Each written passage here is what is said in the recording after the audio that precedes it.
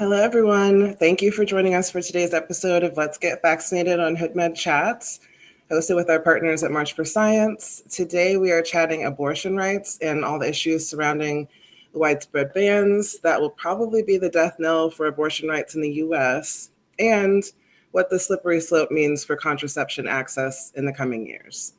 This is also our first podcast of 2023. So please allow us to reintroduce ourselves. I'm Dr. Nisi Hudson, Chair and Science Director of Hood Medicine Initiative. I'm a computational biologist, and I have a BS in biology from MIT and an interdisciplinary PhD from the University of Louisville. I currently work in health equity research and public health communications, and I direct the research division and media group at Hood Medicine. And then with us today, we have Jonathan White. I'll let you introduce yourself. How you doing, everybody? My name is Jonathan White. I am the Director of Policy Engagement for Hood Medicine Initiative. I am an attorney in the state of New Jersey. Pleasure to see everybody. And then obviously we have the rest of our crew here. I'm thrilled to be kicking off this year with one of my best friends and big bro, Dolio Durant. He's also a Hood Medicine co-founder, and he serves as our resident hacker. He got his SB in mechanical engineering at MIT, and he works as a software developer and lead technical instructor at Zip Code Wilmington. He's also one of the lead MCs in the hip hop bluegrass group Gangster Grass. And if you haven't heard of them, please check them out right now at gangstergrass.com. Thank you for joining us, Dolio. Good to be here. Good to be here. And then we also have the pleasure of having Dr. Jay Stallings here with us. He's a board certified toxicologist. He's got 10 years of experience in drug development, and he serves as our environmental health justice director. He has a BS in chemistry and a PhD in pharmacology and toxicology from the University of Louisville. Go Cards.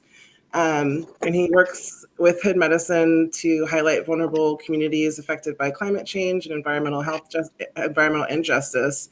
And he develops policy and community engagement strategies to provide resources and advocacy for local populations. So thank you for joining us, Jay. Great. Happy to be here. For those of you who don't know, Hood Medicine is a nonprofit collective of scientists, physicians, hackers, and assorted geeks focused on health equity and reducing the spread of mis and disinformation. And our Hood Med Chats podcast connects health experts and activists to bring real talk and mad science to our communities. Today, we are going to be talking about abortion rights. And so I thought we might just kick it off by throwing it all the way back to last summer when the Supreme Court overturned Roe v. Wade in a landmark decision that signaled the Republicans' resounding success in their long game of stacking the bench across the nation and beginning to erode a lot of hard-won freedoms and civil rights from history's battles.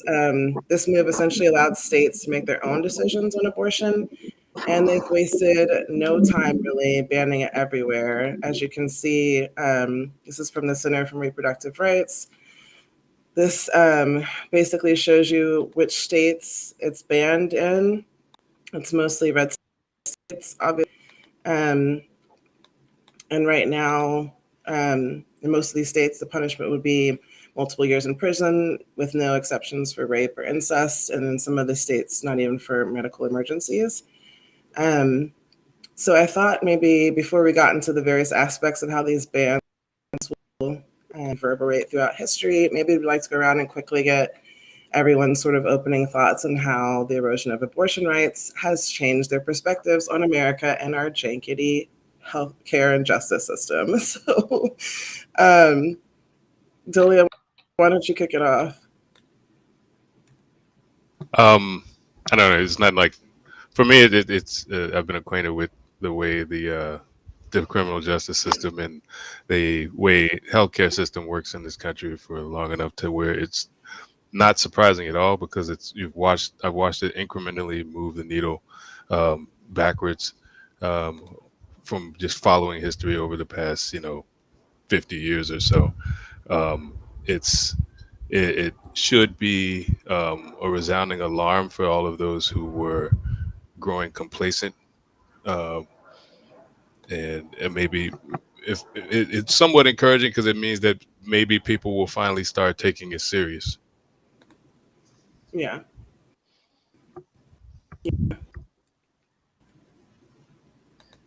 Yeah, I think, Dolio really said it well. It speaks to complacency. I think it's much easier to motivate a population who feels like they have lost something versus a population who feels safe and protected. And when Roe versus Wade came down in the 70s, the liberal movement felt very validated and sort of protected by the judicial system and this new validated right, whereas the conservative movement was very energized, and the explicit goal of a lot of groups that have been founded since then was to reverse that decision. Been just, I think, a lot more energy put into that effort than on the other side to maintain the right set forth in Roe versus Wade. I think the craziest thing about, sorry, Shanice, I think the craziest thing about the decision in the Supreme Court is years ago, there was not this groundswell of conservative opposition to the right to privacy and medical decisions for anyone, particularly women. And we've seen how religion and the far right and evangelicals have sort of infused their personal and religious beliefs into political. Uh-oh. Uh-oh. He was on to something good. I felt it. Right. There we go. Can you hear me? Oh, sorry about that. We believe for such a long time that this was sort of a sanctified right, that we had precedent in the United States Supreme Court. Every justice that's been nominated since Wade was brought down has agreed that it was set in stone and would never be touched. And we saw that, politics has gotten so strong that it's allowed people to sit in that seat and lie about their personal beliefs, and then take those personal beliefs and basically knock the American people over the head with it, through such a tragic decision. So I think it reminds us that we have to be very vigilant in protecting the rights that are given to us, because at any moment in time, people who don't have our best interests in mind can come into power and take anything away from us. Totally. And I think at this point, we're going to try to bring in a medical perspective as well. We have Dr. Ijoma Opara with us today. She received her medical degree from Wayne State University School of Medicine, and she's currently a double board certified assistant professor of internal medicine and pediatrics there, as well as associate program director of the internal medicine and pediatrics residency and an attending physician. She's the founding director of their internal medical curriculum entitled Health, Equity, and Justice in Medicine, and co-founding director of Wayne State University's Global Health Alliance. And you can find her every weekend on Twitter Spaces, leading the Anti-Racism and Action Roundtable. So thank you for joining us. We were just going around and kind of giving our opening thoughts. So I guess from your perspective, can you talk to us about how abortion is obviously fundamental healthcare and part of family planning, family medicine, and kind of how this has impacted you as a practitioner? Absolutely. Can you hear me okay? I can. Perfect. And I can hear you all. Well, thank you so much, Dr. Hudson. Great to meet you, Dolio, Jay, Jonathan, and of course, everyone out there in, cyber world. And I'm really honored to share space with these brilliant minds on this topic. And really from a holistic standpoint, through the lens of medicine and healthcare, reproductive health and the full spectrum of it, of which abortion is one, truly is a human right. like starting from there. And when we're talking about abortion rights and abortion as a service and as a care provision inside of the healthcare and public health system, it's not devoid of the rest of reproductive health and the rest of health in general. I think that's one of the things that gets missing for some folks in this conversation, is understanding that we're talking about health as a human right, reproductive health as a human right, and that these things are interconnected with all other aspects of health. It's related to mental health, it is related to social health, because it does play a role in women and families' ability to access resources to take care of themselves and their family. Now, most women that access abortion as part of their human right to health care have children already and have families already. And so being able to make these choices is critical to the person's ability to participate in all of their health care and, frankly, life decisions. And so, yes, it is a medical issue and foundational to medical rights that affect all members of the family, regardless of if they have birthing capacity or not. It is part of accessing care that helps with in menopause. It's part of accessing care and that helps in bleeding concerns. It's part of accessing care that helps with menstruation in bleeding. It's part of accessing care that helps with hormone management for other healthcare concerns. This feeds into all aspects of health. So the holistic and integrated and robust, comprehensive nature of this issue cannot be understated when we're talking about health of the individual, health of families, and health of communities overall. Yeah, and there's really slim support for abortion bans, which I think kind of underlines the danger that we see with the way that the Republicans are going about this in general, because it really does kind of mirror the way that they are trying to invalidate the popular vote, for example, in terms of the fact that only, that nearly 6 in 10 Americans believe that abortion should be legal in all or most cases. But that doesn't really matter in this case, because we have a very slim minority who are sort of dictating and imposing everything kind of on this moral basis, purported moral basis. We'll talk more about that in a second. But I mean, Dolio, these efforts are being driven by right-wing extremists, basically, which, is basically in our civilization become the euphemism for modern day fascists, basically, that want to return to days when white supremacy was like the law of the land, which it might actually still be, but they purport these efforts to be about being pro-life, but that's a really hard sell considering that they have complete lack of regard for any substantive policies that could actually improve the lives of infants and children, or people in general for that matter. So what do you think is the real agenda for these collective efforts between the abortion bans, the bans on sex education, critical race theory? I mean, come on. I mean, they pretty much stated what their agenda was. I mean, they've been stating it for the past 50 years. So everything that's happening right now is just all of those pieces lined up in place, so that they can basically just start pulling the levers of power in the directions that they want them to go. They already stated, they've been stating for 50 years they were going to try to overturn Roe v. Wade. Um, um, the critical race theory, with quotation marks here, because what they're actually banning is accurate American history, is just another slate on their agenda. They're just knocking them down one by one. The thing is that if it was indeed an issue of being pro-life, then they would be, fully supportive of everything else that is supporting and life-sustaining efforts.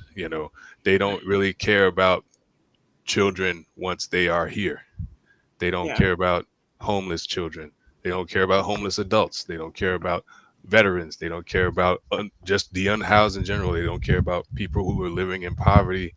Um, Mostly what they've been concerned about is trying to fleece as much of the taxpayers' money from the coffers to siphon them into the pockets of the ultra rich elites so that they can then take that money and then buy more politicians, buy judges, and then start doing basically turning the hands of the clock all the way back to Jim Crow in some cases, depending on what state you're in. Yeah. I mean, we already have seen, and that's the whole thing about precedent when it comes to the courts, is that unless it's codified in the Constitution of either the state government or the federal government, then if you have a corrupt Supreme Court, precedent has no say whatsoever. Yeah. And they've already decided that money is a person. Oh no. So once you've basically said that money is speech, then that's basically saying, okay, we can buy your government, we can buy your politicians, whoever we give money to will do what we say. Yeah. And the only way that it's really going to change is if that we get fully engaged in the political process. It was I'm not sure what the timetable is in every other state, but here in Pennsylvania, we just had elections last week. In Philadelphia, the numbers came in about 28% of eligible voters voted. Granted, it's a highly democratic area, but still, it's primaries. You can't really complain about who makes it onto the slot if you didn't actually say, okay, this is the candidate I wanted to support. But it goes beyond just endorsing and voting for a candidate. You need to engage with the people who are making these decisions on your behalf. Yeah. You need to have your council person on speed dial. I do. Find out who they are. Yeah. And it's a shame that it takes such a dire crisis for people to start to get engaged and start to wake up about what's happening around them. But you don't want to start learning to swim while you're already drowning. Yeah. Facts. Jay, like obviously you've been witness to a lot of my spirals about this topic, but it's and we're going to get into a lot more about the FDA and the medical abortion in a little bit, but just from a general perspective, it's almost like this is kind of like the reverse of how we treat marijuana, where it's like legal in some states but not legal on a federal level. So it's like, what are we looking at in terms of like our regulatory bodies and kind of invalidating their authority when it comes to medical abortion care? Yeah, that's a great question. So this is the way I see this particular case about mifepristone is part of a very broad legal strategy to, as Dolio sort of explained already, sort of roll back the clock. And it's a very concerted, conservative legal strategy, which is highly organized and highly effective. You got to admit, It's been very effective. And part of the sort of philosophy that it's putting into place is to weaken the federal government and to bring things back to the states. And so you'll hear a lot of times that this is a state's issue. States should decide.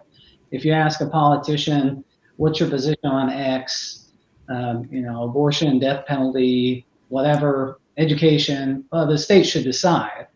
And what that means is that we're going to weaken the authority of the federal government to make decisions and put that back to the states, because at this point, you alluded to the fact that a majority of people support the right to choice. Yeah. And the popular vote in the nation in a general election tends to swing left. But if you break it down to the state level, the Donald Trump path to the White House depended on individual states and those unique voting patterns. And so weakening the federal government by weakening these individual agencies or electing people to Congress who do not believe in the fundamental power and authority of Congress, Tea Party, for instance, really empowers the states on an individual level to make laws that would be much more extreme than you would ever get at the federal level. And as Dolio also mentioned, most people maybe pay attention to federal elections, but they don't pay much attention at the state level. And so you can get candidates elected at the state level who most of their constituents have never heard of, but they're much more extreme, and they get elected with 5% voter turnout, and they have a real impact on the policies of that state. So, you know, you asked me about broader implications for regulations. Federal regulatory agencies are really in a serious position here where they're facing significant challenges to their authority from all angles, from the judicial branch, from the legislative branch, from Congress, and also sometimes from an executive branch that also doesn't believe in their authority. Yeah. If you're Black or Hispanic in the state that already limits access to abortions, Dr. Upper, you are far more likely than white women to have one. Women of color in states with restrictive abortion laws often have limited access to health care, lack of choices for effective birth controls. Schools often have ineffective and inadequate sex education. So how have these bans already impacted healthcare access, particularly to the disproportionate effects on BIPOC women, poor people, marginalized groups? Are we headed towards a return to unsafe back alley abortions for these unprotected states?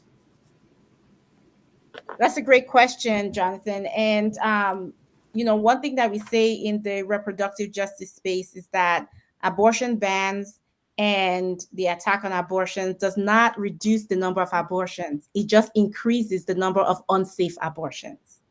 So people are going to still access a form of abortion. The question is, will we still have a person at the end of it? Will we still have a living person at the end of it, or a person with terrible consequences on their fertility or their health, or just not being here, period, right? Not being alive, period. So it is indeed a rollback to that time of unsafe abortions that produce deaths or produce complications that significantly negatively impact the lives of these birthing people, their families, community, and society as a whole, which is indeed a scourge and a stain on a country such as the United States. I want to also provide this overall context that the United States, among similar income countries, right, or high industrialized countries, is last when it comes to maternal health, period, right? And what is driving that rank number is maternal health disparities. We can't have a conversation to the question, Jonathan, around abortion rights and access to reproductive health, right, without talking about reproduction in the state of reproduction in the US and the disparities around maternal health, maternal mortality, and infant health and infant mortality, and overall health and disparities, period. Where when you're Black in this country, being pregnant raises and you're Black and a birthing person in this country, being pregnant, almost every pregnant person, including myself, asks the question, will I survive this one? Yeah, yeah. And I apologize. It's Opara, Dr. Opara. I know. And when it comes to this question, people with means and resources don't have to worry about this, right? Because people who have the means and the resources, they can fly or drive to another state or country that I mean, provides I some don't know. service. Serena Williams got a lot of money, and she still almost died on the operating table. I don't know. Well, very, very, very true.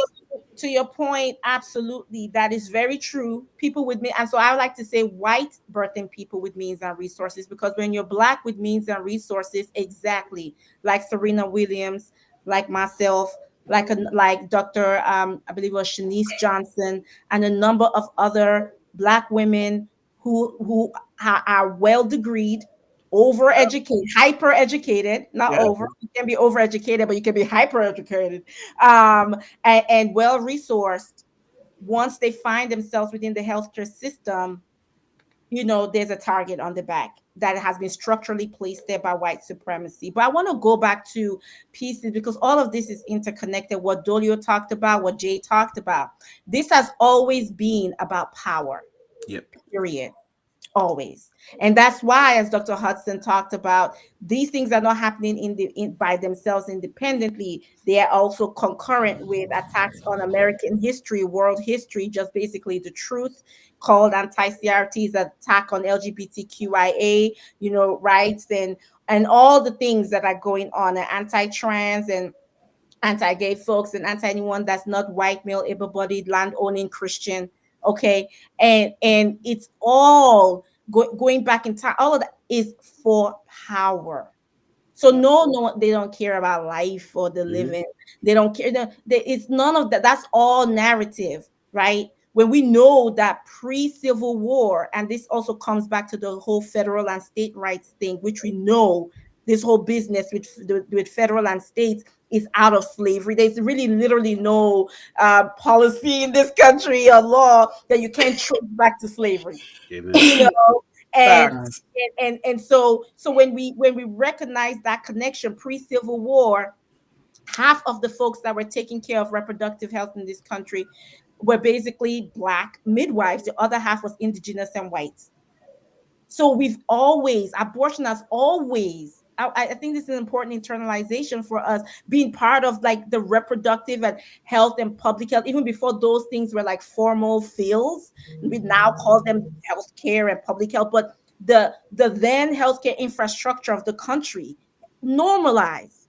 It was after Civil Rights Act and numerous other sort of progressive acts that took place when it came to civil rights in this country that all of a sudden those white, male, able-bodied, Christian, landowning folks perceived these change as threats, and whatever effort they could take to then achieve power, all of a sudden abortion became that linchpin amongst others. The last quick thing I would say, because Brother Dolio mentioned about being active in the political process, which is a absolute yes and amen. The opposition also knows that, and that is why we don't have, like some countries, election day being a public holiday so everybody can go and vote and participate. That's why we have poor folks that have 5-6 jobs and can't afford to take time off to go vote, or have the time to call the council person or the other or anybody else that's representative in their community. Unfortunately, the United States, what is supposed to be the bastion of so-called democracy, is not, but supposed to be, right? Is unfortunately the place where it is expensive and is a privilege to actually participate democratically. I can take time off and go vote because I have a kind of job that I can do that. I'm in charge of my hours and my time, right? I don't clock in and clock out. People can do that, but to do that to that single parent with 6 children and taking care of their mom and parent and other members of the community, the really foundation of our neighborhoods, that's a challenge. It's a privilege to participate in the political process, and by design. For sure. And they're making it harder as we speak. As we And trust speak. me, I don't believe for a second that these Death Eaters are worried about preservation of human life, born or unborn. There's certainly a supremacist aspect to this that they've made no grand efforts to hide in terms of their rhetoric and propaganda. And if that's like not scary enough, there's some serious like data privacy issues at play as well, for those desperate enough to go around the system to find abortion care. how much harder is that going to be with privacy laws and data tracking? Like Dolio, like for example, they've written all these laws in terms of like the vigilantism that is built in that authorizes neighbor to report neighbor. There's already concerns around like period tracking apps, shopping records, other data that is accessible to authorities now that they've criminalized abortion seekers and doctors. So it's like, not to be conspiratorial, but aren't these the exact same steps that someone would take to kind of insidiously build the foundations of an even more authoritarian leaning society? Yes, I mean the infrastructure is there. The thing that we often say in the field is that if you are utilizing a software product and it is free, you are the product. You are the product. Mm, It is tracking everything you are doing, your every move, your every text you're sending, every message you're reading, your preferences, what you are purchasing. The things is that you don't even need to be explicitly um, seeking an abortion or seeking reproductive care, but just based upon your shopping habits, the data surrounding what it is you're purchasing and the things you're searching for to purchase, if they mimic the aggregate patterns of of what a pregnant person would be looking for to purchase, you are already being categorized as a pregnant person. yep. So if you are, and plus it is also a GPS tracker, so it is also telling your provider where you are going. So it's not even about, you don't have to place a bug anywhere because everyone is carrying a surveillance device in their pocket now. Yeah, pretty Yeah. much. Pretty much. Dr. Opara, how have you and your colleagues personally dealt with the realities around the criminalization of providers with these abortion bans? Do you get the sense that there's resistance among the ranks of medical professionals like we're seeing in grassroots activism? It's a great question, and it actually leads to, it's a great dovetail to the conversation around political process and engagement. I'm very blessed to be in the great state of Michigan. Okay, I'm sure you heard, Yeah. we really are the blue wave, so to speak, all levels of government blue in the midterm elections. Um, and what we had to do, as you know, we actually had a 1931 zombie law, so to speak, that was not really a trigger law, but a zombie law around abortion, that criminalizes abortion. And so we were able, by engaging in the political process, many of us, in partnership with our grassroots leaders in reproductive justice, to turn the tide on that and repeal the 1931 ban on abortion in Michigan, and not only that, but codify abortion as health and healthcare rights in state law. Pardon me. So that has helped a lot, But prior to that, while we were fighting the fight before we realized the victory, yes, there was a lot of fear. There was a lot of fear. A lot of, doctors in general tend to lean conservative. And so you had those realities, and then you had folks who, because of the very same forces that have brought us to where we are right now, where we have, folks that are ignorant of, civic realities and the political systems that govern and inform many of our everyday experiences and opportunities and options and choices and realities, often online, also participated in I call it the de-evolution of medicine and physicians, where physicians used to be, as old timer Dr. Virchow said in 1800s, the natural attorneys of the poor, and I say the natural attorneys of the marginalized or the disenfranchised. But through capitalism and the corporate story that Yep. Brother Dolio told us about, that has been eroded, so that, insurance companies, pharmaceutical companies, other members of the healthcare ecosystem that tend to stay in the background, are really who again dictates a lot of these pieces. Organized medicine hasn't helped themselves with the AMA, the American Medical Association, unfortunately, being an arm of white supremacism Yeah. historically. They are trying now to get it right. So shout out to the leaders in health equity, health justice, in the AMA that are doing great work, and really trying to move the needle of organized medicine. But that history is very, very recent and still haunts a lot of the pieces of what we're talking about here. So you have folks that were scared, you had folks that were clapping, applauding the opposite direction, that luckily we didn't go in that direction. And we had folks that were confused because, again, doctors are not trained to be advocates. This is something that I was born into, and have exposed myself to the people and learn and continue to learn at the feet of the people, grassroots people, and being an organizer. That was before medicine for me, and so I infused medicine with this. But that's not the training. That's not the mindset, the approach. Really, medicine now these days, separate from our historical what we were supposed to have inherited. But as a Black physician, we don't have no choice but to be activists and advocates. And so that's what we do. So I would say, Jonathan, that we're very fortunate here in Michigan, and that those of us that do participate in the political process and have the privilege to do so, right, we're able to collectively bring about the change that we have so that we are protected. But our colleagues in many other states, not so much. And folks are coming to Michigan to learn how it was done, and in what ways we can support them.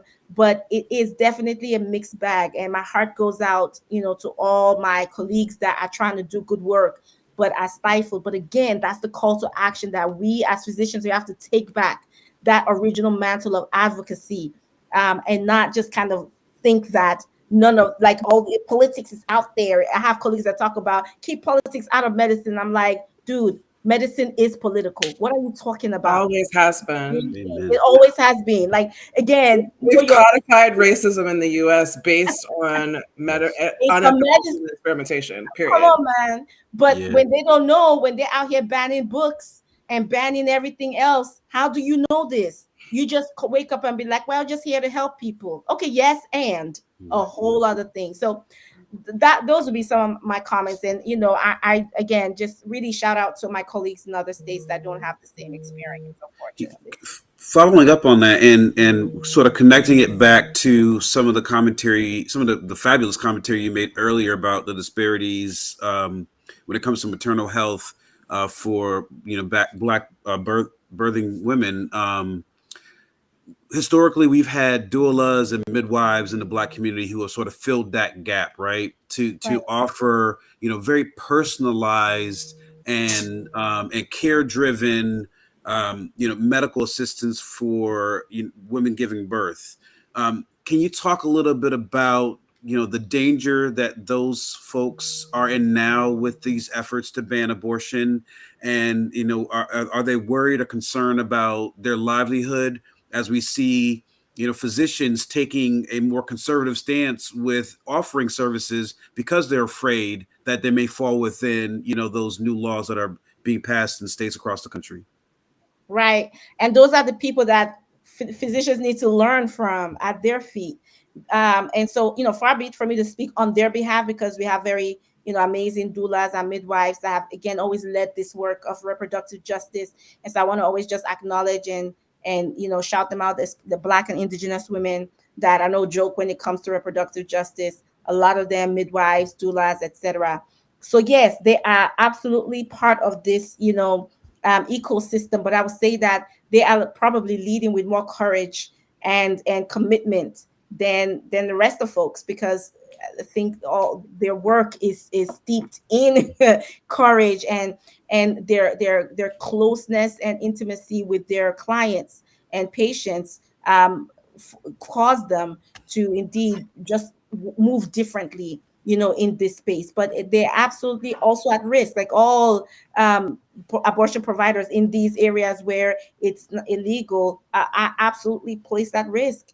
But it's important to name our midwives and doulas who carry a lot in holistic ways, because it's not, like you said, it's not just the medical piece, but they're also, they know how many other kids the family has. They're helping with food security, they're helping with housing, they're helping with mental health. It's a holistic approach. They are vital central piece to the healthcare period, and certainly reproductive health. And they need to be protected at all costs. They're a true asset, and so we have to name that, and again follow their lead in these conversations as we move towards what the solutions are for dismantling the unjust structures and systems inside of white supremacism and patriarchy that result in what we're seeing today. Amen. So, like, in addition to banning abortion procedures, last month the Supreme Court had to halt Texas U.S. District Judge Matthew Kacsmarik's ruling to withdraw the FDA's approval for mifepristone, the first drug used in medical abortion, 23 years after it was first approved. So this is, this kind of mirrors the abortion ban map, but this is where this drug is approved and banned based on all the new laws. So, Jay, we really need to look at this from a regulatory perspective as well. Like, can you start, first of all, by just quickly explaining the purpose of the FDA and what they actually have purview over? Yeah, absolutely. I mean, this is, as we discussed, so many of these efforts are really targeted at the fundamentals of our government and how it works. So the FDA is a federal agency, so it's a part of this. It has authority over the activities across all 50 states. It's a part of the executive branch, so the FDA is responsible for enforcing laws, as opposed to the judicial branch, like the Supreme Court and Judge Kacsmarik. The judicial branch is responsible for interpreting the laws, and then Congress, I won't editorialize on Congress, everybody does that, but Congress is supposed to make laws,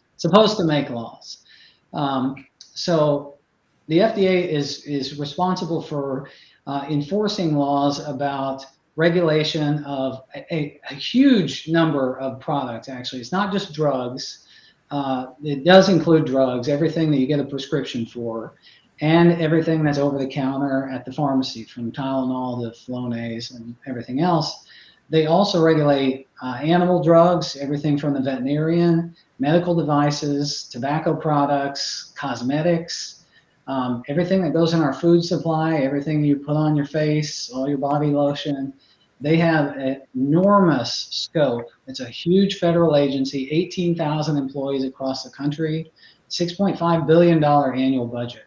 So it's a big, big agency with a huge, huge mandate written into law by Congress to regulate all these things. And the purpose of this agency is to keep the American people safe. Yeah. And like, this is the first time in history that a court has actually claimed the authority to just single-handedly pull a drug from the market, which is a power that the courts do not, in fact, have. Before we get into that, it's time for a quick science break to explain exactly what mifepristone does. So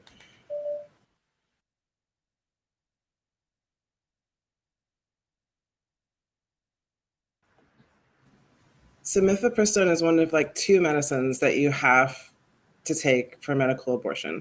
The other one is misoprostol. So we'll first look at the difference between this drug and Plan B. So as we all hopefully know, eggs are stored in the ovaries, but they're only viable for up to like 24 hours from their release. And fertilization can only happen in that time frame. So a search like sperm has to be present in the fallopian tube during that window in order to fertilize the eggs.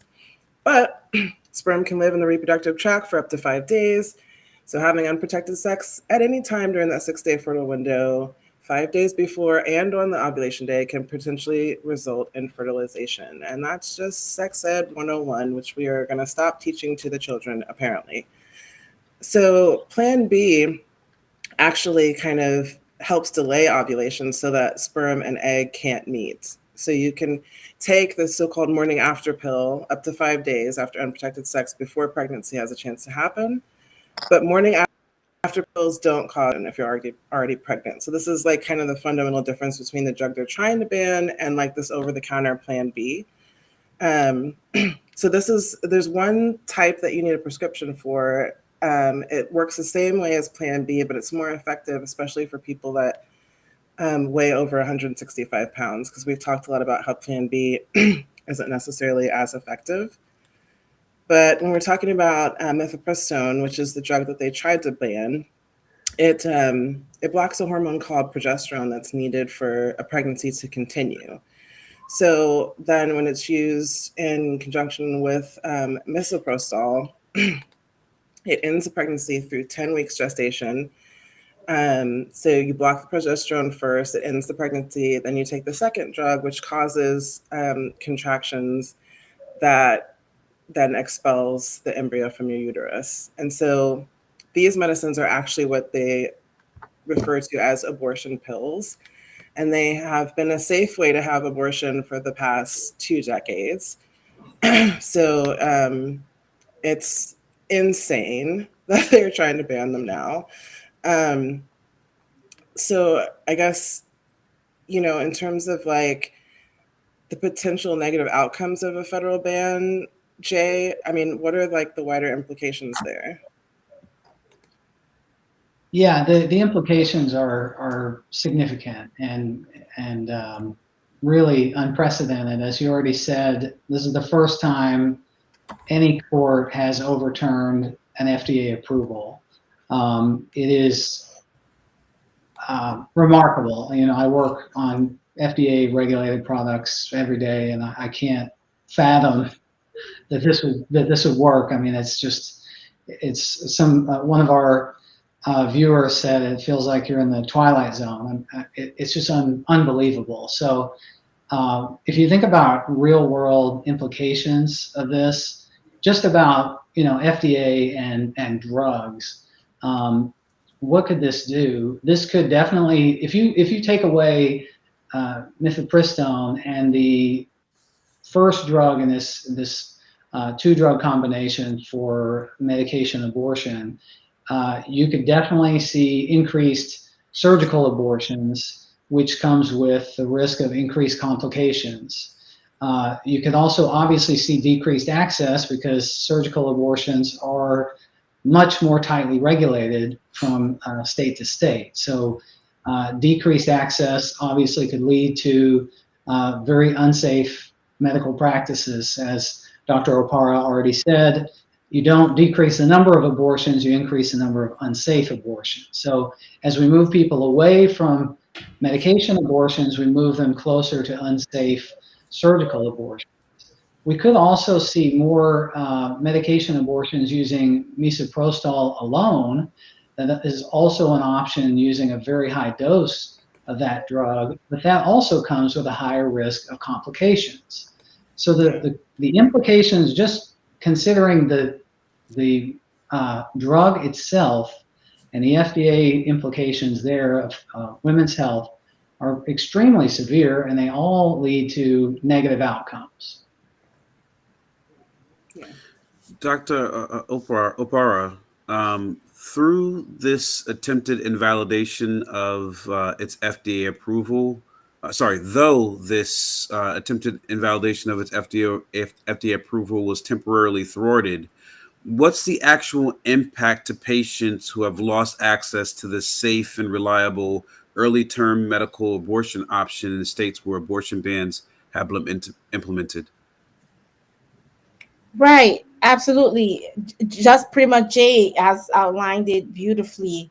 That it has had that decreased access, which again, when we try to control and ban decreased access to whatever it might be, abortion, you don't really change the numbers of abortion. You actually just increase the likelihood of complications and negative outcomes like death and other, again, medical complications.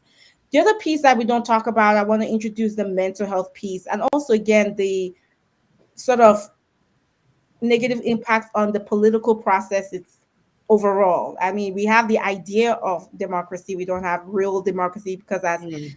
Jay has really said, Dolly has, everyone has said in this space, you know, majority of folks are in support of one thing, but the government be doing another. Like, you know, what is this disconnect? We see the same thing with firearms, right? And Yeah. common sense gun laws. Majority of folks support common sense gun laws. That's not what we're seeing over here.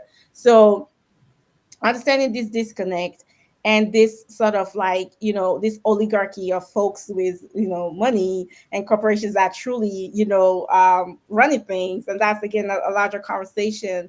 We see therefore the inequities widening further, like erosion of trust in your government to take care of you and your needs, and other people around that are supposed to be represented by government. So it's like, if the government is doing this, does that mean that are they reflecting what my neighbor thinks about my ability to choose for myself and have access to good health and good health outcomes? And so there's this sort of like psychological, mental health, impact in sort of, you know, your trust in your community, society, government, and all these pieces. And again, your trust in the process, and going back to Dolio's call to action about being engaged in political process, we already established that that is a privilege. But for those that do want to or may be able to participate, there is hesitation because look at what the so-called, you know, government is doing. Even though it's a catch-22, it's like, well, but if you don't participate, then it's more likely other folks, you know, the will of other folks gets represented. And so it's a vicious cycle that can be quite, I think, traumatic. The whole thing is traumatic. You know, this is a traumatic place to be. The uncertainty. I remember when the decision, when Roe v. Wade was struck down, right? Dobbs v. Jackson was, you know, put in place. I remember asking myself, because we have 3 children, and I was thinking about, we were thinking of maybe having one, and I was just like, should we? You know, I'm 41. You know, anything can happen, from a reproductive standpoint. You know, them eggs a little different. So at 41, so there were some challenges. What are my options? You know, so that it was burdensome. I remember sitting on the floor of my living room staring into space for like an hour before a colleague called me to be like, girl, what did you hear what's going on? I could just panic from a personal and professional and sort of communal standpoint. So just really thinking also through just the trauma, even though it was a temporary stay, but just that it happened, and just on the backs like this, back to back. You know, you got Roe v. Wade that eroded, then you got what's going on in your particular state, then you got this, you know, the Mifepristone deal. It's just like, stop, what is going Yeah. on? I'm a person, can I decide, can about me? You don't even know me, you know. And it's very, very traumatizing. And so I think the mental health piece and the impact that it has on, well, for some, yes, it invigorates us to get involved in political process. For some, it's trauma. It's like, I don't want to go there because they don't care about me, and also, does it even really matter, you know, at the end of the day? And it's dangerous. This is the dangerous place to be as a society. It's a It is. dangerous place to be as a society. So for those of us who can, we must continue to make all the noise, be engaged, participate to the fullest, and give the people that are counting on us being daunted and discouraged and overwhelmed and fatigued to not participate, in order for them to secure their power hoarding like efforts, give them a run for their money. Yeah. You know, and like we mentioned previously, Dolio, there is like a sort of white supremacist fascist aspect to this, and the fact that, you know, a lot of their propaganda is about replacement theory and increasing births for white Americans. Um, you know, it's not just about abortion right now. You know, What are your thoughts on that to start with? Well, the key part of it is the idea of first it was the idea of population control. The main argument about against we start talking about immigration. The main argument against immigration is that there's no more room at the end, so to speak. But at the same time, you're looking at labor shortages. Mhm. But the problem, their main problem when it comes to immigration, has to do with the projections about I guess, people of European descent becoming a minority when you collect all of the quote unquote minorities together within the country. So they feel as though they're being replaced by people who they deem as not well. First, it's they first deem that they're not as American, but really what they believe is that people who are not of European descent are not Yeah. human. Yes. So, Facts. That's Right. so But let that sit for a minute, right? Right. Like this isn't about like them not wanting us to be the Little Mermaid or in Star Wars or whatever. They don't want us to be alive. right. So they're rallying against things like, because it's not just abortion, it's also contraceptive care, and birth control that they're trying to go at. That's the next thing on the slate. Uh-oh. They want you to not be able to control when you have children, because it plays two roles. One is that it removes viable socioeconomic and political power from more than half of the population when you're talking about women, because the women are more than half of the population, and if they are active participants in society, it poses a threat to patriarchy, and patriarchy is a key component of white supremacy. right. So you're disempowering women in general. Mm. You're also disempowering women who are being abused and have no control over their reproductive activity. You're talking about also children who are victims of molestation and incest. Exactly. Because in Yeah. these same states where they're banning abortion, they're also now putting laws in place to where, like, okay, we have an exception for incest and rape, but now we need physical documentation of this abuse and incest. Who are you going to get it from if you are being abused by your parents But these or are the same a states family that have member, or yeah, you're a priest, or you're a teacher? exactly. But these same Um, states haven't lifted their statutory rape law. They haven't adjusted their statutory rape laws in decades. right. I mean, these are also the same All time. states. Yeah, these are also the same states who are trying to roll back child labor laws. Yep. Mm. They do not care Because about the children. I mean, come on. This isn't pro-life. This Right. isn't a pro-life discussion. Right, and that is what keeps this hierarchy in place. Right. And the more people who are empowered, the more people can what's the word I'm looking for can start to take this power structure down and Mhm. rebuild it into a more just society, a more equitable society. Dolio, And when the new Supreme Court decision came down, I wrote a tweet, and the tweet said, well, actually, when the new SCOTUS decision was leaked, I wrote a tweet, and it said, "This SCOTUS pre-decision on Roe should be a lesson to every Black, brown, queer, or differently abled millennial and Gen Alpha, which most civil rights era folks already knew. Every right you enjoy can be stripped from you without a moment's notice when apathy and disengagement win." Talk to us about the other rights that we have that are based on the fundamental theory behind the right to privacy through abortion. From contraception in Griswold to same-sex relationships in Lawrence to same-sex marriage in sorry, I always get this one. Obergefell. Yes. Right. Are those also areas that we're going to see at risk moving forward? yeah, Loving v. Virginia.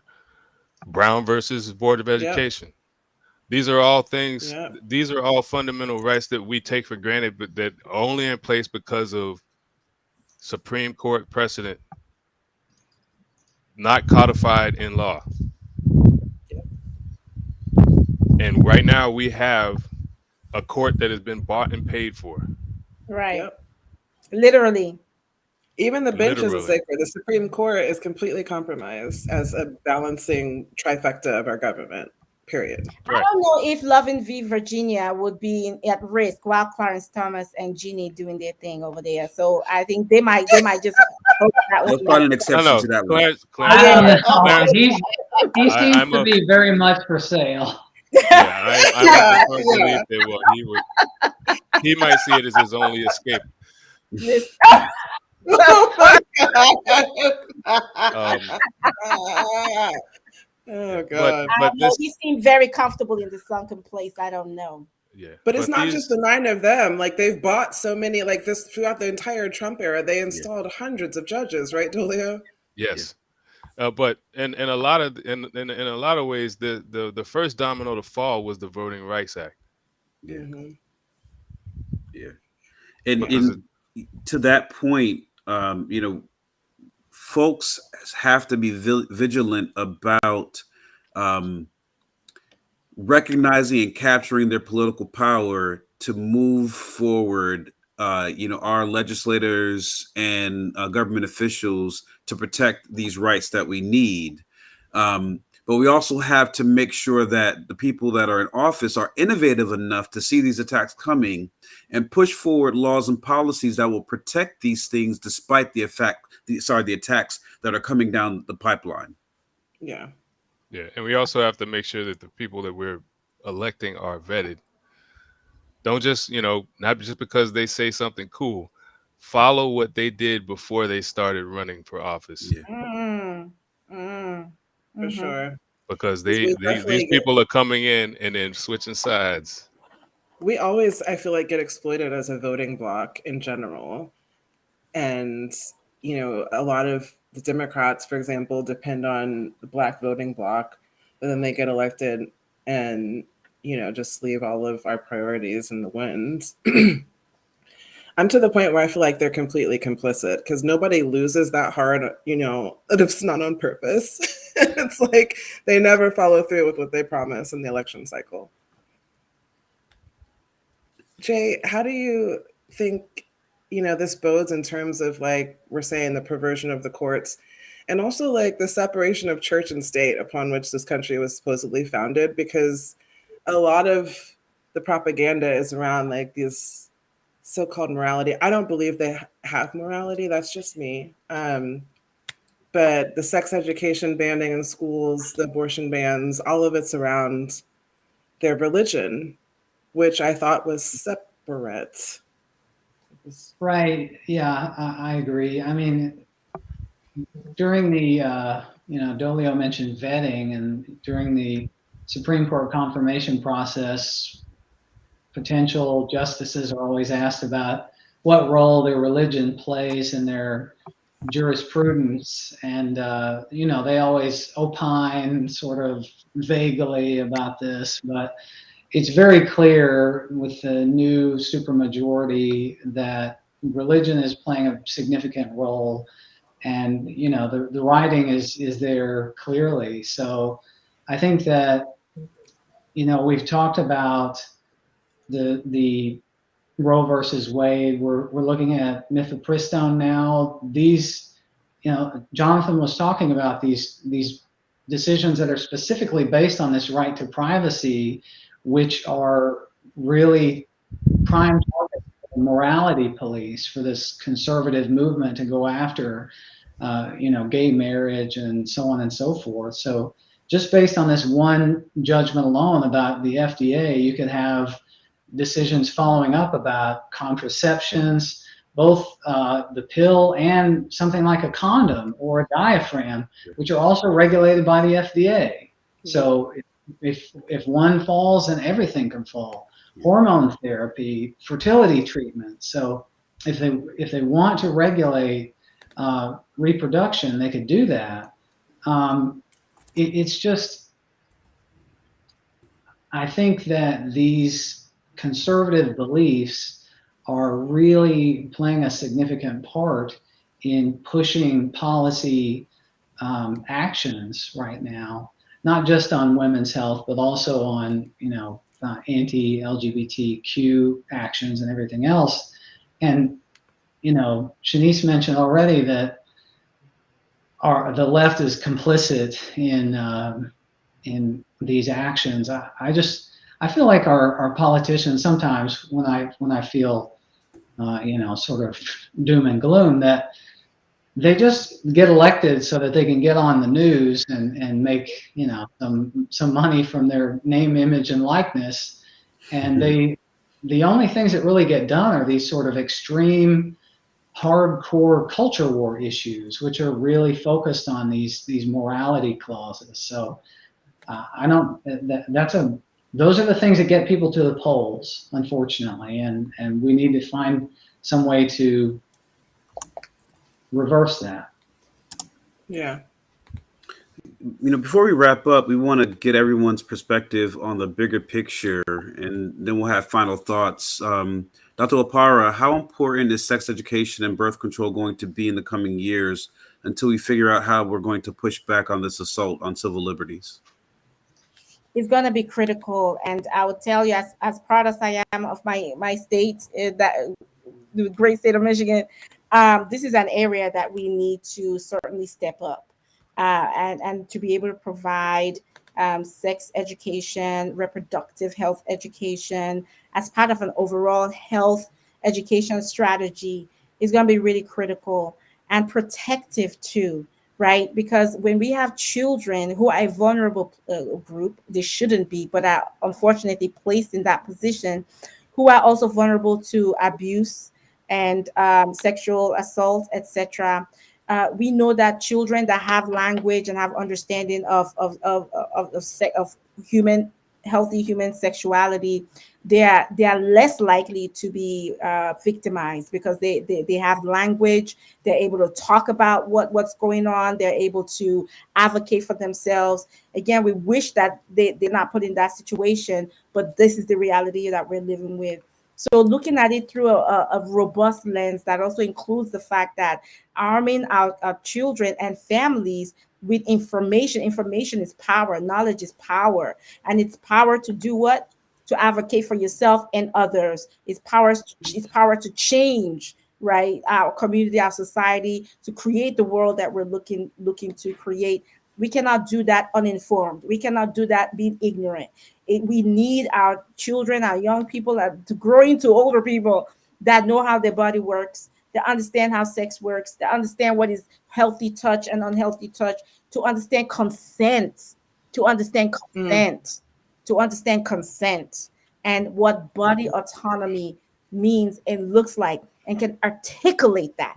Because when you're able to do that, you're building someone that is able to be civically engaged in the process of building this better world that we want to build for the sake and benefit of all of us, so we all can thrive. So yes, Jonathan, it's critical that we are pushing to ensure that we have sex education, reproductive health education as part of a comprehensive health education strategy for our children, but frankly, our families. I know adults that don't even know their body parts. So, I mean, we can't have that.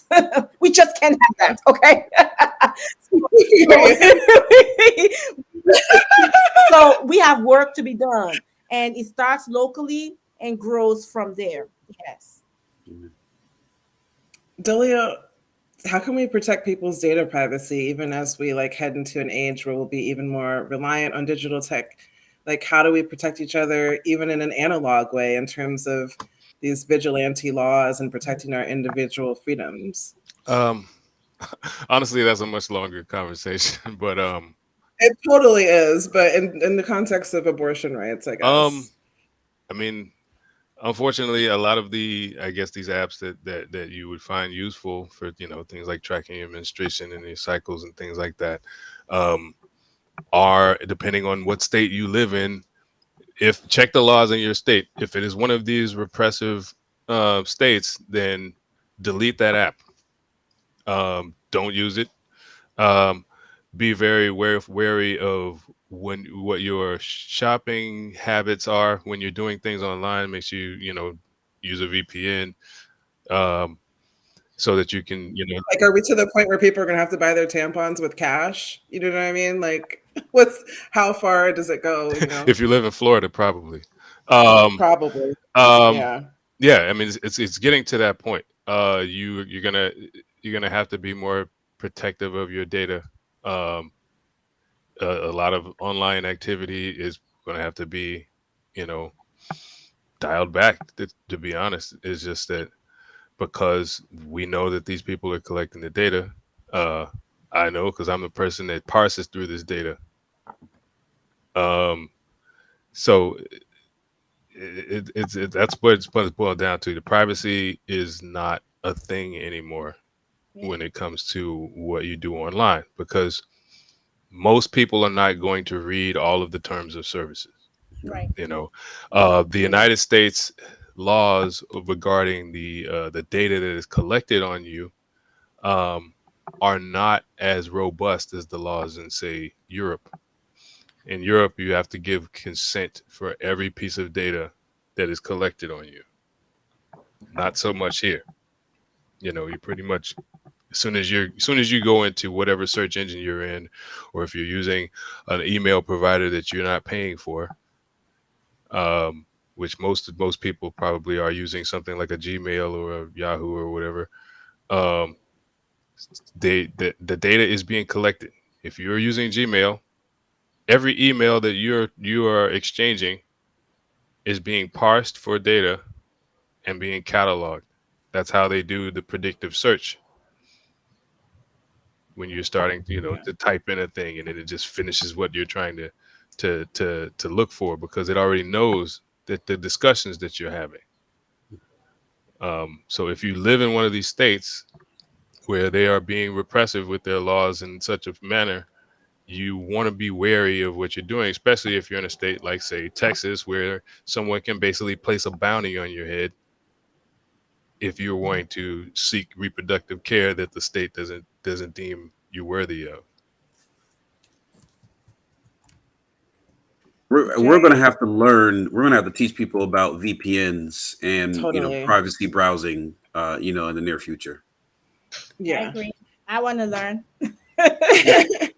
Especially now, because it's probably not going to be the last vigilante law that gets put in place where your neighbors can turn you in for whatever they decide. Yeah. Jay, do you think this fight is really about the abortion pill, or is there something more nefarious at play here? And in terms of regulatory bodies like the FDA that we put in place to support the overall checks and balances our justice system is supposed to have, practical implications aside, the move to ban abortion pills is also problematic for separation of powers. If allowed to stand, it would have forced the FDA to violate federal law by pulling a drug from the market without following the mandatory procedures that Congress laid out.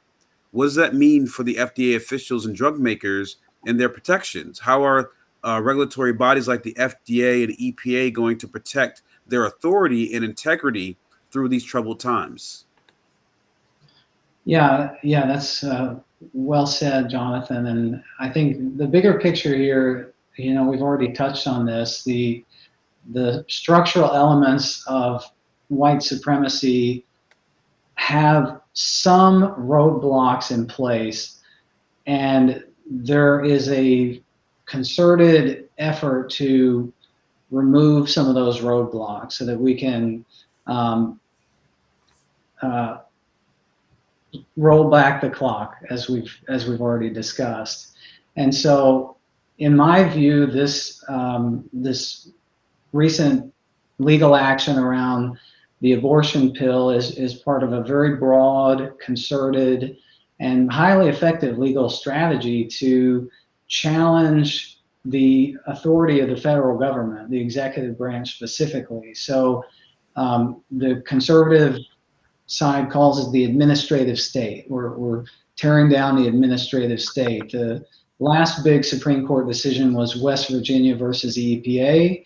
when the Supreme Court significantly weakened the authority of the EPA to regulate emissions. But the implication was that federal agencies, the authority of a federal agency was curtailed dramatically. And that opinion is going to be now propagated into many other cases relevant to other federal agencies like the FDA, like the CDC, like OSHA, which regulate, for instance, coal mining, and FDA, which regulates things around women's health. So these are all part of a concerted strategy to weaken the federal government, to send these decisions back to the states, as we already talked about, where we already have some. Dr. Opara mentioned zombie laws. If you send these things back to the states, a lot of states have either new laws which are enacted by extreme radicals, in preparation for this, or extremely old laws in place from 100 years ago, which are not even relevant for today. So these federal regulations are in place, even in some cases when they're deficient. That's the best we have. And so as those start to become more and more deficient and weakened by this movement, it puts the American public in severe danger, and it puts people of color and marginalized populations at an exponentially higher risk of significant danger. We're definitely going to be talking about that in an upcoming HoodMed chat that Jay is heading around environmental health justice, because those very protections that were eroded at the EPA are going to impact our communities because they decide where they're going to allow pollution to happen. And it's definitely not where they live. So we're definitely going to be talking more about that in the coming months too. Before we close, we'd love to just get final thoughts from each of you, and you can take a moment to amplify your projects, what you're working on right now, your orgs. We'll start with you, Dr. Opara. You want to tell us about AI art and everything that's going on with you? Oh my God, how much time do we have? All the time you want. No, thank you for sharing. So it is my honor to be founder and creator of the Anti-Racism in Action Roundtable, and which is AI Art or A-Art, as a partner of Hood Medicine. It has been just a beautiful partnership. And so AI Art is the community of anti-racist leaders in healthcare and public health. But frankly, at this point, we have expanded to include multiple other fields and disciplines and professions, because it's an all hands on deck thing. And our mission is to dismantle white supremacism and anti-Blackness in healthcare and public health, to eliminate health disparities and bring about health justice and health equity. It is all hands on deck. It is all disciplines on deck, addressing those structural and social determinants of health, addressing issues and how it all relates back to the health outcomes of Black peoples, so that we can create a society where Black people thrive in our brilliance, our collective brilliance and beauty and genius. So we're tearing down, but we're also creating, this better world. So we meet on a bi-weekly basis on YouTube and streaming on YouTube and Twitter. And we also utilize the Twitter Space app. We're working to build out a podcast that's in process right now, and as well as some other projects to do with that. Certainly, you can reach out to me on Twitter at INNODIM. That is at INNODIM on Twitter or Instagram to connect, and certainly can get you on the listserv so that you can be up to date with our shenanigans and the good trouble we stay getting into. We have, speaking of the FDA, we have discussed and worked on calling them out as it relates to how devices that are approved by the FDA have disparate or differential effects when it comes to folks who have browner skin. So, for example, the pulse oximetry device, which is used to measure amounts of oxygen Well, it doesn't detect. It's not very reliable in terms of detecting the correct amount of oxygen when you are a browner skinned person. Mm-hmm. And this is something we've known for decades. Now, think about how that induced disparities during COVID, where the amount of oxygen you had was used to determine if you got admitted to the hospital, if you got admitted to the ICU, if you got help with supplemental oxygen, ventilation, and death. And so there's a lot of work that we're doing identifying where are the grains and the seeds of white supremacism that have been codified in healthcare and in public health that lead to and contribute to cause drive disparities. How do I name them, root them out, dismantle them, and build better? So that's the AI art community. And we work hand in hand with Hood Medicine and many other partners to accomplish this mission. Also wear a lot of hats here in the city of Detroit and around the world because we work in global Blackness space. So when it comes to continental Africa, the Caribbean, and seeing how our shared experience, our collective experience is needed to build that again global village to uplift our concerns when it comes to health, wellness, and other related topics. So I want to thank you for holding space, Dr. Hudson. This was a fantastic space. I learned so much. Jay, Dolio, Jonathan, just I was taking notes for furiously, learning so many things. I hope that we continue this conversation. And my closing thought will be that democracy is a fragile thing. Even the idea of it is a fragile thing. And even ironically, His Royal Highness Ronald Reagan. So mad at you. I'm mad. When he was governor in California, was like, freedom, it is a fragile thing, and we're always one generation away from it being extinct. But he was right. No, even a broken clock is right twice a day. So he was right in that sense, that it is a fragile thing, but it is a fragile thing. And so we must to the best of our ability within our context, understanding that not all of us have the same amount of privileges, but whatever our context is, figure out what level of participation that we can engage in it politically, because these things, they disappear, and Black folks know this all too well. Nothing is secure. You have to stay vigilant and hyper vigilant in our voting, in the holding, in the engagement, in the holding accountable. It is so critical, and we have to understand that it's all related. It's all related to health. If some shit is going down in education space, it's going to show up in health. If some shit is going down in food, it's going to show up in health. If it's going down in entertainment, it's going to show up in health. It's all related. So we have to have that lens of connection, connectivity, intersectionality as we engage politically and civically on whatever level, from the local to the national. So again, I'm looking forward to continuing to build community, and thank you for this opportunity. You're welcome. Board, HoodMed board. I guess Jay, we'll start with you. Do you have any closing thoughts? Anything you want to pub before we go?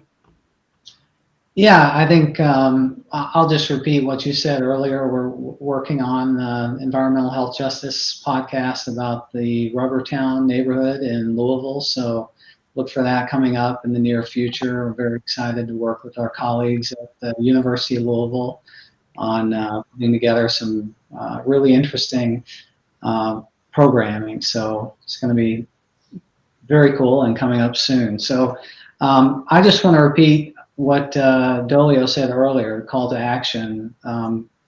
The best thing to do here is to get involved, and the first step is the most important. Even if you don't know necessarily where to start or what to do or what your talent is, the first step is just to find out who your representative is and send them a message. Hit them up on Twitter. Go to a town meeting for city council. Engagement is really critical. So encourage everybody to get engaged and be the change you want to see here, because that's what it's going to take to countervail some of these huge pressures that are pushing to the right.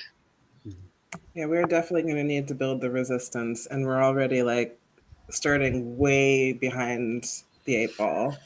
Yeah. DeLeo, final thoughts? Um, yeah, just reiterate it. Everything is political. Yeah.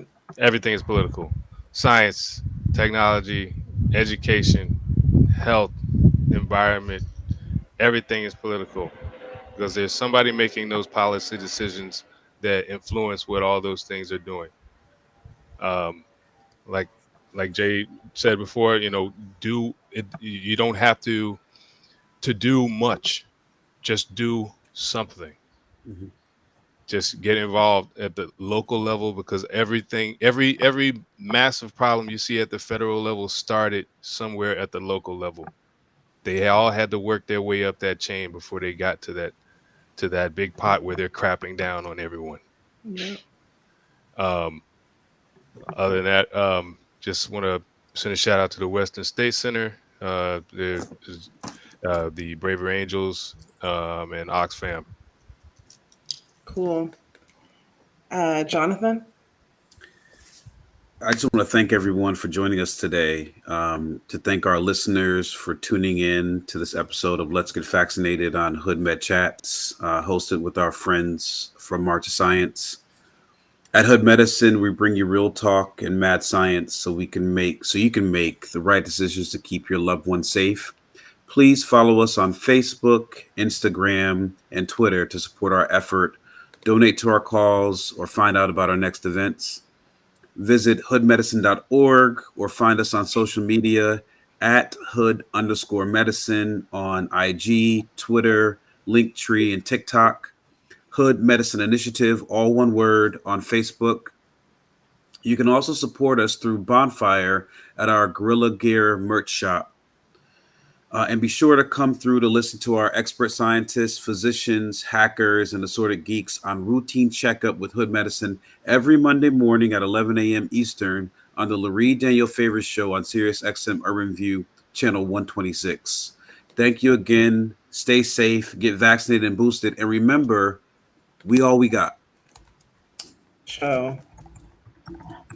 Thank you guys so much for joining us. We'll see you next time.